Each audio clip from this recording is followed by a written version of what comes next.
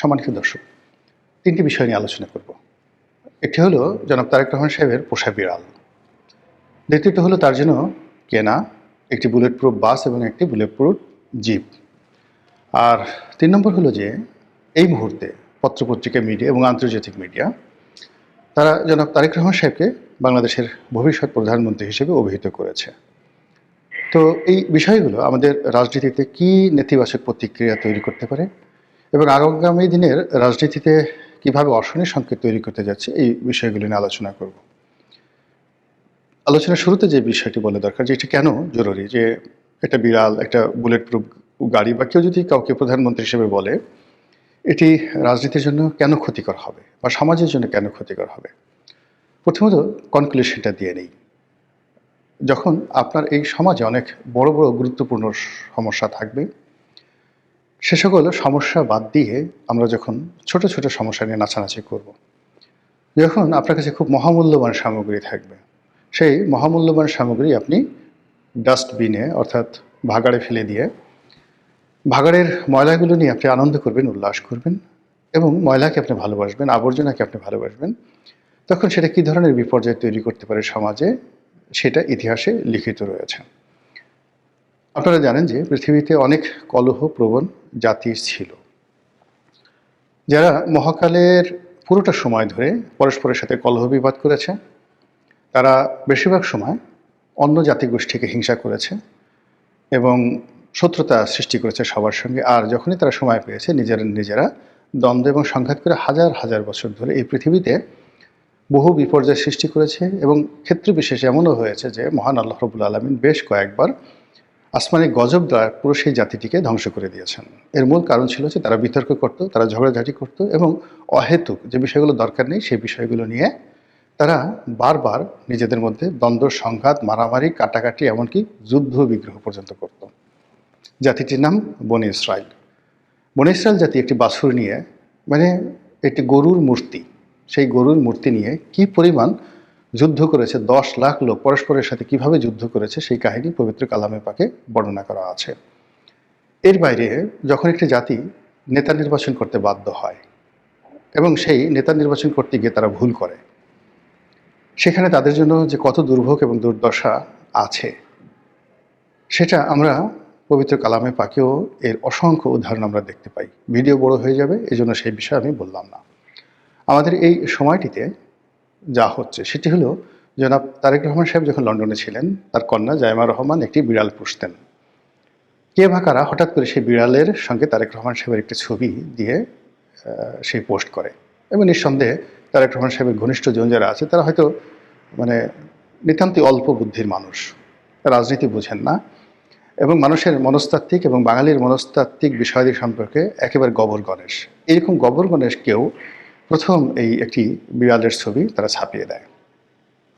তো বিড়ালের ছবি যখন ফেসবুকে প্রকাশিত হয়ে গেল, এরপর থেকে বারবার শুধু বিড়াল বিড়াল বিড়াল বিড়াল খায় কি, বিড়ালের নাম কি, তারপর বিড়ালের বাড়ি কোথায়, কোন দেশ, বিড়ালের সাথে তারেক রহমানের সাথে সম্পর্ক কি, বিড়াল কি তারেক রহমান সাহেবের কথা মতো চলে না বিড়ালের কথা মতো তারেক রহমান সাহেব চলে, এইরকম বিতর্ক যখন থাকলো বা চলতে থাকলো, ঠিক সেই সময়টাতে জনাব তারেক রহমান সাহেব সেই নিজে বক্তব্য দিয়ে তিনি বললেন যে বিড়ালটির নাম জেবু, তার কন্যার বিড়াল, আমরা সবাই তাকে ভালোবাসি। এবং এটা যারা বিএনপির পক্ষের লোক তারা বললেন যে হায় হায়, এর সে মহৎ ব্যক্তি আর পৃথিবীতে হয় না, এরকম প্রাণী প্রেম এই পৃথিবীতে কয়জন মহানায়কের রয়েছে, দেশ নায়কের রয়েছে, আমাদের নেতা কেবল মানুষকে ভালোবাসেন না, তিনি পশুকেও ভালোবাসেন, ইত্যাদি নানা রকম কথা। আর যারা এটা নিয়ে ট্রল করছেন তারা কি যে ভাবছেন, কি যে বলছেন, এটা বিএনপির লোকজন এখনও বুঝতে পারেনি। আর যখন বুঝতে পারবে তখন কিন্তু সর্বনাশ হয়ে যাবে। তারা সেটাকে নিয়ে মূলত যেটি বোঝার চেষ্টা করানো হয়েছে সেটা আমি বলতে পারবো না এখানে, আমার বলাটা ঠিকও হবে না। এখন দুর্ভাগ্য হোক সৌভাগ্য হোক, সেই যে বিড়ালটি সেটি জনাব তারেক রহমান সাহেব বাংলাদেশে এনেছেন, তাকে আলাদা পাসপোর্ট করা হয়েছে, ভিসা করা হয়েছে এবং এটা নিয়ে তিনি বাংলাদেশে আসার আগে বহুবার ট্রল হয়েছে যে নেতার ভিসা হয়নি কিন্তু বিড়ালের ভিসা হয়েছে, নেতার পাসপোর্ট নেই বিড়ালের পাসপোর্ট আছে, ইত্যাদি নানা রকম কথাবার্তা। আবার তিনি যখন বাংলাদেশে এসে গেছেন, আসার পরে সেই বিড়ালকে কার্টুন বানিয়ে বিড়ালকে উপলক্ষ করে সোশ্যাল মিডিয়াতে যে সকল ট্রল হচ্ছে, এটি জিয়া পরিবারের জন্য নিঃসন্দেহে মারাত্মক বিপর্যয় সৃষ্টি করবে। এর কারণ হলো কোনো একটি মানুষকে আপনি যদি ছোট করতে চান, মানে কোনো একটি সম্মানিত ব্যক্তিকে যদি অসম্মান করতে চান, তাহলে যে কোনোভাবে হোক না কেন তাকে তুলনামূলকভাবে ইতর শ্রেণীর প্রাণী তাদের সঙ্গে আপনি তুলনা করলেই হয়ে যাবে, বা তাদের সঙ্গে এক টেবিলে বসিয়ে দিলেই হয়ে যাবে। যেমন নরেন্দ্র মোদীকে গরুর চোনা, গরুর মুদ, গোমূত্র এবং গরু ভক্ত, গরুর পুত্র, এই ধরনের কথাবার্তা বলে তাকে হেয় করতে করতে এমন একটা জায়গায় নিয়ে আসা হয়েছিল। ফলে বিজেপি কিন্তু এখন সেই গোমূত্র প্রকল্প, গোবর প্রকল্প, গরু প্রকল্প, এই সকল প্রকল্প থেকে তারা কিন্তু সরে এসেছে। এরপর অতিমানব হওয়ার জন্য নরেন্দ্র মোদী লম্বা দাড়ি রাখলেন, যোগব্যায়াম শুরু করলেন এবং সমুদ্রের নিচে তিনি ধ্যান করছেন, তারপরে প্যারাট্রুপার হওয়ার চেষ্টা করছেন, মহাশূন্যে উড়ছেন, এই সকল জিনিস নিয়েও মারাত্মক ট্রল হলো। এবং সেক্ষেত্রে নরেন্দ্র মোদীর যে ইমেজ ছিল সেই ইমেজটা নামতে থাকলো, এবং সেখান থেকেও কিন্তু বিজেপির যারা লোকজন আছে তারা নরেন্দ্র মোদীকে নিবৃত্ত করে আজকের এই জায়গাতে তারা আবার নিয়ে আসার চেষ্টা করছেন, যদিও তারা এখনও সফল হননি। নরেন্দ্র মোদী নিজের অনেক যাকে বলা হয় সততা দেখাতে গিয়ে কতগুলো কথা বলেছে, যেমন তিনি চা বিক্রেতার ছেলে, পার্টির জন্য তার স্ত্রীকে ত্যাগ করেছেন, ইত্যাদি ইত্যাদি নানা রকম কথাবার্তা জানিয়ে সমাজ মারাত্মক ট্রল করেছে যে একজন চা বিক্রেতার পক্ষে আসলে দেশ চালানো সম্ভব নয়, এ ছোট লোক, এর কোনো কিছু নেই, এর মন মানসিকতা ছোট, এই এত বড় রাজভাণ্ডার চালাবে কী করে। আমি জাস্ট এই উদাহরণটা দিলাম। যারা তারেক রহমান সাহেবকে এই মুহূর্তে অতি মানব বানানোর চেষ্টা করছেন, সিম্পল সাধারণ মানুষ বানানোর চেষ্টা করছেন, অসাধারণ কিছু অভিব্যক্তি তার দ্বারা প্রকাশ করার চেষ্টা করছেন, আলটিমেটলি এটা মানে হয় না। রাজা রাজার মতোই থাকতে হয়। আপনি দেখুন, কত হাজার বছর আগে রাজার জন্য একটা সিংহাসন বানানো হতো, একটা রাজমুকুট তৈরি করা হতো, বিশেষ পোশাক তার জন্য বানানো হতো। তারপর তিনি যখন অন্দরমহলে ঢুকবেন তখন সানাই নহবত বাজানো হতো। আপনি এটা কীরকম একটা অবস্থা চিন্তা করুন তো, সকালবেলা তিনি ঘর থেকে বের হয়ে যুদ্ধে গেছেন কিংবা রাজদরবারে বসেছেন, আবার বিকেলবেলা যখন তিনি রাজপ্রাসাদে ঢুকবেন স্ত্রীর সঙ্গে বা তার যে হেরেম অন্তর্মহলে ঢুকবেন, তখন সেখানে মানে এক ধরনের লোকই ছিল যারা ঘোষণা করতো, নকিব ঘোষণা করতো, হুঁশিয়ার, সাবধান, আলাম্পনা আ গিয়া। একথা বলার সঙ্গে সঙ্গে ঢোল বাদ্য বেজে উঠত, এবং ওখানে সবসময় সানাই বাজানোর জন্য, নহবত বাজানোর জন্য এক ধরনের শিল্পী 24 আওয়ার্স থাকতো। তারা সেই রাজার আগমনকে আনন্দমুখর করার জন্য সানাই বাজাতেন। এটা এখন পর্যন্ত চালু আছে বিশ্বের সকল রাজপ্রাসাদগুলোতে।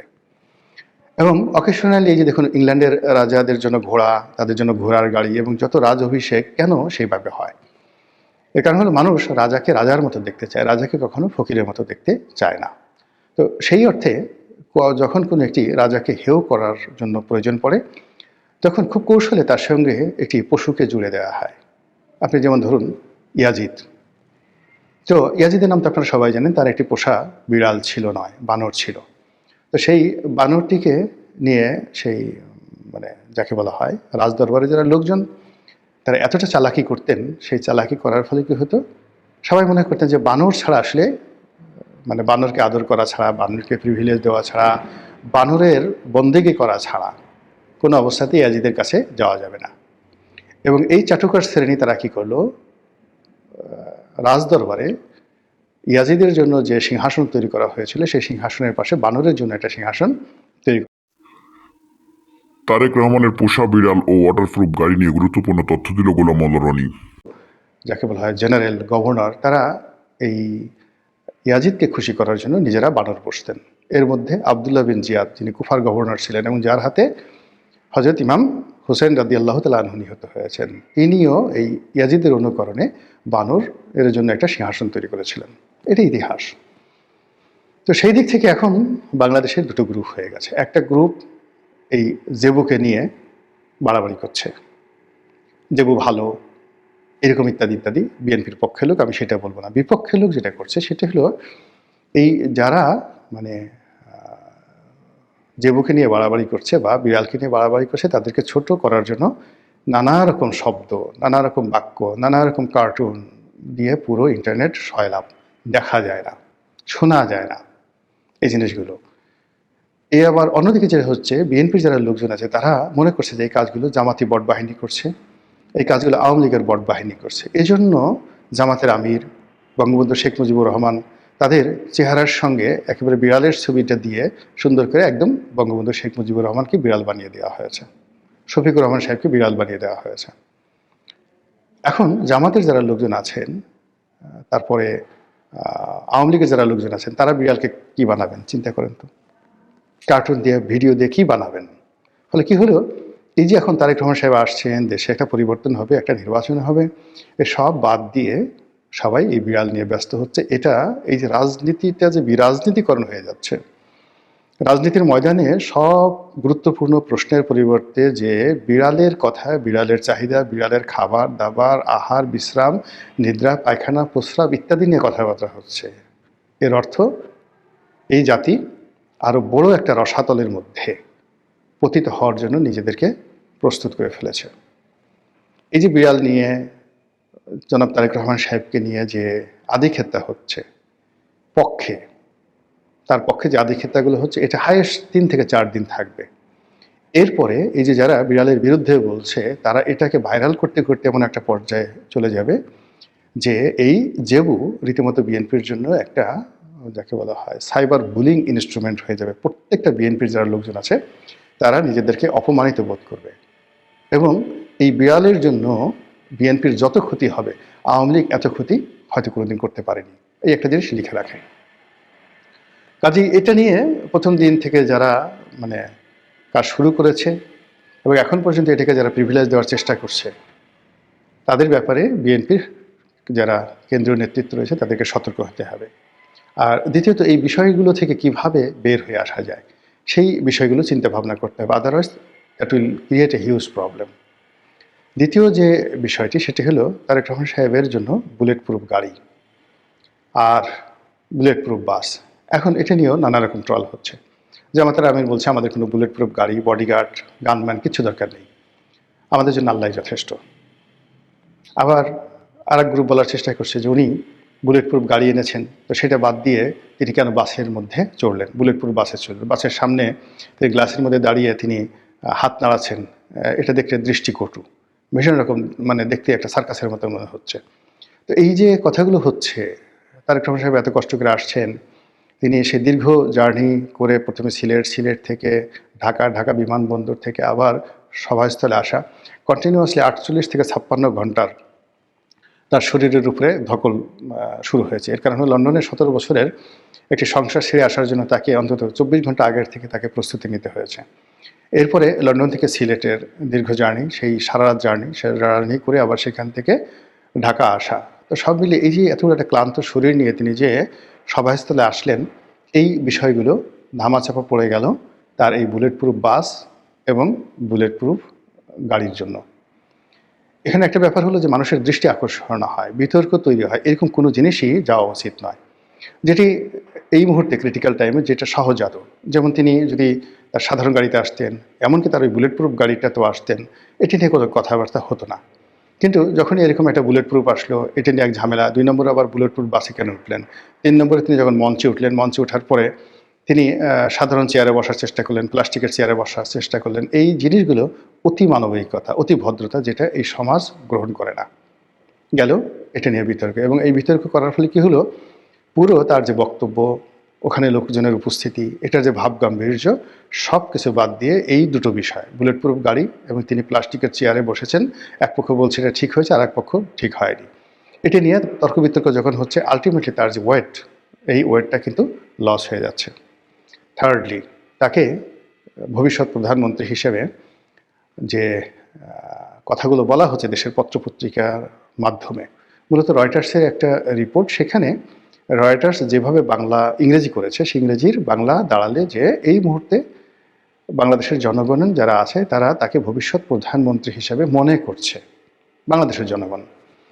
আর জনাব তারেক রহমান সাহেবের যারা পক্ষের লোক, তারা বলার চেষ্টা করছেন যে বিদেশি পত্রপত্রিকা, গণমাধ্যম, রয়টার্সের মতো আন্তর্জাতিক মাধ্যম জনাব তারেক রহমান সাহেবকে বাংলাদেশের ফিউচার প্রধানমন্ত্রী হিসেবে আখ্যায়িত করেছেন। কাজেই তার প্রধানমন্ত্রী হওয়া ঠেকায় কে?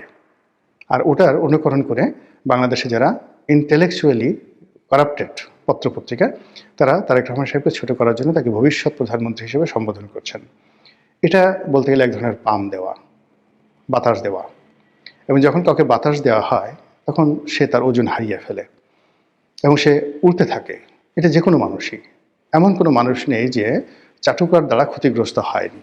বড় বড় মানুষ এবং মাঝে মধ্যে খলিফা আল মনসুরের মতো মানুষ, আপনারা জানেন আব্বাসীয় খলিফাদের মধ্যে যিনি সবচেয়ে মশহুর, যিনি এই আব্বাসীয় ডাইনেস্টির প্রকৃত প্রতিষ্ঠাতা বলা হয়, খলিফা আল মনসুর। তো খলিফা আল মনসুর হলেন বাদশাহ হারুন আর রশিদের দাদা। বাদশাহ হারুন আর রশিদের বাবার নাম খলিফা আল হাদি। খলিফা আল হাদির বাবার নাম হলো আবুল মনসুর, খলিফা আল মনসুর। তো তার বড় ভাই আবুল আব্বাস আর সাফা, যিনি এই যাকে বলা হয় মানে সাম্রাজ্যটি প্রতিষ্ঠা করেছিলেন। তো খলিফা আল মনসুর তিনি প্রায় পাগলের মতো হয়ে যেতেন এই চাটুকারিতা শুনতে শুনতে, এবং তিনি বুঝতেন যে আমি যদি এইভাবে চলতে থাকি তাহলে আমি মরে যাব, আমি শাসন কার্য চালাতে পারবো না। এই জন্য কয়েকদিন পরপরই তিনি একাকী বের হয়ে যেতেন, সাধারণ মানুষের সাথে কথা বলতেন এবং সাধারণ মানুষ যে তার সম্পর্কে, তার রাজ্য সম্পর্কে কী ধরনের নেতিবাচক কথা বলে এই জিনিসগুলো তিনি শুনতে চাইতেন, যাতে তার ভিতর যে সবসময় একটা গর্ব অনুভব হয় সেটা না থাকে। আর দ্বিতীয়ত তিনি খুঁজে খুঁজে অলি আল্লাহ, গাউস কুতুব এবং ঠোঁটকাটা প্রকৃতির সৎ মানুষ তাদেরকে রাজদরবারে আনতেন এবং প্রকাশ্য রাজদরবারে দাঁড়িয়ে তাদেরকে বলতেন আমার সম্পর্কে সমালোচনা করো। এবং খলিফা আল মনসুরকে তার প্রকাশ্য রাজদরবারে কীভাবে যে মানে উলঙ্গ করে দেওয়া হতো। একজন বলতো যে আপনি হচ্ছেন সবচেয়ে বড় শয়তান, আপনি নিজে শয়তানি করেন, ভণ্ডামি করেন, আর আশেপাশে চারিদিকে সব শয়তানগুলো আপনি দাঁড় করিয়ে রেখেছেন। শয়তানগুলো দাঁড় করিয়ে রেখেছেন, বড় বড় শয়তানদেরকে আপনি গভর্নর বানাচ্ছেন, তাদের অত্যাচারে দেশের মানুষ অতিষ্ঠ, আর আপনি আমাকে ডেকে আমার কাছ থেকে সত্য কথা শুনতে চাচ্ছেন। ফাজলামের একটা লিমিট আছে। কে কথা বলেছিল এটা? ওয়াসিল ইবনে আতা। খলিফা আল মনসুরের রাজদরবারে ওয়াসিল ইবনে আতা রহমতুল্লাহ আলাইহে এই কথা বলেছিলেন, খোঁজ নিয়ে দেখেন। তারপরে মানে ওয়াসকুরুনি, হজরত ওয়াসকুরুনি রাদিয়াল্লাহু তাআলা আনহু, তিনি খলিফা, যাকে বলা হয় খলিফা না ঠিক, তিনি বাদশাহ জাহাঙ্গীরের দরবারে উপস্থিত হয়ে কীভাবে তিনি সত্য কথা বলতেন। তো সেই অর্থে রাজনীতিবিদ যারা আছেন তাদের জন্য সবচেয়ে বড় বিপদ এবং বিপত্তির কারণ হলো চাটুকারিতা। এবং এই যে চাটুকারিতার আর একটা অসাধারণ উদাহরণ আছে, যে বই থেকে আমি এটা পড়েছি, সেটা হলো the glimpses of world history by Jawaharlal Nehru. তিনি এই কাহিনীটি বর্ণনা করেছেন। সেই কাহিনীটি হলো যে উত্তর ভারত বা আর্যাবর্তের যে সম্রাট, যাকে বলা হয় দ্য কিং অফ থানেশ্বর, সেই কিং অফ থানেশ্বর হর্ষবর্ধন। হর্ষবর্ধনের সভাকবি ছিলেন বাণভট্ট। বাণভট্টের সে বিখ্যাত হর্ষচরিত এখনও ইতিহাসের একটা বিরাট উপাখ্যান, এবং এটা কিন্তু অনেক আগের, মানে আল্লাহ রাসূল সাল্লাল্লাহু আলাইহি সাল্লাম যখন রাজত্ব করতেন মদিনাতে, ঠিক সেই সময়ে এই ভারতবর্ষের কাহিনী। তখন এই বাংলা, বিহার, উড়িষ্যা থেকে শুরু করে উত্তর ভারত, মানে বিরাট অংশ, উত্তর ভারত মানে দিল্লি সহ, দিল্লি, থানেশ্বর এই অঞ্চল সহ যে রাজত্ব যিনি করতেন তিনি হর্ষবর্ধন। আর এই হর্ষবর্ধনের সময়টিতেই সেই নালন্দা বিশ্ববিদ্যালয় প্রতিষ্ঠিত হয় এবং তার সভাকবি তখনকার দুনিয়াতে সবচেয়ে নামকরা কবি। এবং এখন মহাকালে আপনি যদি 1000 বছর, 1500 বছরের বা 2000 বছরের সবচেয়ে নামকরা যে কবি সাহিত্যিক আছেন তার মধ্যে 4-5 জন ব্যক্তি যদি আপনি আনেন, তার মধ্যে তিনি অন্যতম। বাণভট্ট, কালিদাস, আরব দেশে রয়েছে ইমরুল কায়েস, এরকম মানে মহাকালে যে সকল, হোমার, এদের পর্যায়ের সেই বাণভট্ট। কিন্তু তার অভ্যাস ছিল সারাক্ষণ তিনি মানে কবিতা লিখতেন ভালো, সব কিছু করতেন ভালো, কিন্তু দালালি করতেন। আর কবিদের অন্য যে সকল অভ্যাস থাকে সেই বদ অভ্যাসগুলো সবই তার ছিল। তো তিনি প্রায় কবিতা লিখে রাজার নামে চালিয়ে দিতেন, এবং ওই সময়টাতে যারা কবিতা লিখতে পারত মনে করা হতো তারা পৃথিবীর সবচেয়ে শ্রেষ্ঠ জ্ঞানী। তো রাজা, চারিদিকে শুধু রাজাকে প্রশংসা, যে রাজা বিখ্যাত কবি। তো রাজা দেখেন যে আমি তো কবিতা লিখিনি, কে লিখলো। খুঁজতে খুঁজতে দেখা গেল যে মানে এই কাজটি করেছে বাণভট্ট। তিনি ভালো ভালো কবিতা লিখে রাজার নামে লিখে, হর্ষবর্ধন লিখে তিনি বিভিন্ন জায়গায় পোস্টারিং করে দিতেন গোপনে। তো এটা রাষ্ট্রের যারা কর্তা ব্যক্তি তারা এটা বের করলো, গোয়েন্দারা বের করে বাণভট্টর উপর তিনি খুব রাগ করলেন। একদিন প্রকাশ্য দরবার থেকে তাকে বের করে দিলেন অপমান করে, যে আপনি এই ধরনের চাটুকারিতা বন্ধ করুন। তো তিনি বের হওয়ার পরে যেটি বললেন যে রাজার সবচেয়ে বড় বিপদ হলো চাটুকার। আর রাজার জন্য সবচেয়ে অসম্ভব যে বিষয় হলো কোনো রাজাই চাটুকার ছাড়া চলতে পারে না। তো এই যে হর্ষবর্ধনের এই বিখ্যাত কথা আজ থেকে 1400 বছর আগে তিনি বলেছেন এবং সেটা লিখিত আছে। সেই বিষয়গুলো যদি জনাব তারেক রহমান সাহেব খোঁজ নেন এবং তার আশেপাশে যারা চাটুকার রয়েছে তাদের ব্যাপারে তিনি সতর্ক হন, আশা করি তার রাজনৈতিক জীবন তুলনামূলকভাবে ভালো হবে। মহান আল্লাহ আমাদের সবাইকে হেদায়েত দান করুন এবং হেফাজত করুন। আসসালামু আলাইকুম ওয়া রাহমাতুল্লাহি ওয়া বারাকাতুহু।